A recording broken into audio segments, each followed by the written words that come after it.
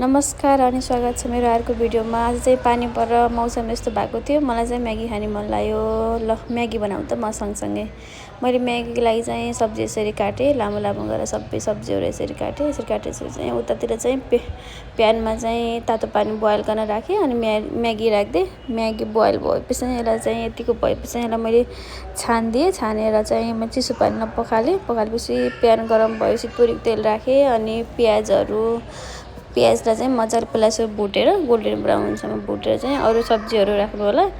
अरू सब्जीमा जे सब्जी राख्दा पनि हुन्छ। मैले चाहिँ ब्रोकाउली थियो, ब्रोकाउली अनि गाजर, क्याप्सिकम, पत्ताकोबी, बोडी, टमाटर सबै राखेको थियो। बाबुले पनि खान्छ नि त, त्यो बाबुलाई भेजिटेबल धेरै दिँदा चाहिँ राम्रो हुन्छ भनेर चाहिँ भेजिटेबल धेरै राखेको थिएँ। यसै मजाले चलाउनुहोस् अनि हल्दी राख्नुहोस् अनि स्वादअनुसारको नुन राख्नुहोस्। नुन राखेर चाहिँ एकछिन मजाले चलाउनुहोस्। सब्जी पाकेपछि चाहिँ यदि नुन राखेपछि सब्जी पाक्छ। सब्जी पाकेपछि चाहिँ यसमा त्यो बोइल गरेको म्यागीलाई राखेर चाहिँ मजाले चलाउने। म्यागी राखेपछि म्यागीमा परेको यो मसला राखिदिएँ मैले अनि मजाले चलाएँ। हाई फ्लेममा चाहिँ 2-3 मिनटसम्म चलाउनु भयो भने चाहिँ यो रेडी हुन्छ।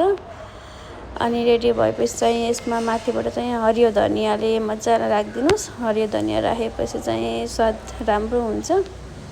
यसो चलाएर चाहिँ हरियो धनियाँ राखिदिनुहोस्। हरियो धनियाँ राखेपछि चाहिँ यो रेडी भयो। यो रेडी भएपछि चाहिँ यसो मैले प्याज राखिदिएँ माथिबाट, हरियो खुर्सानी अनि निम्बु राखिदिएँ। अनि बाबुले चाहिँ निम्बु खुर्सानी खाँदैन र पनिर खान्छ, बाबुलाई पनिर राखिदिएँ।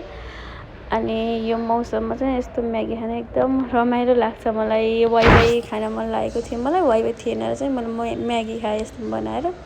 एकदम मिठो भएको थियो भेजिटेबल राखेर। बाबुले पनि मिठो मान्दै खाँदै थियो। अनि भन त 2 मिनटमा म्यागी भन्छ मलाई चाहिँ बनाउन 10 मिनट लाग्यो है म्यागी बनाउन।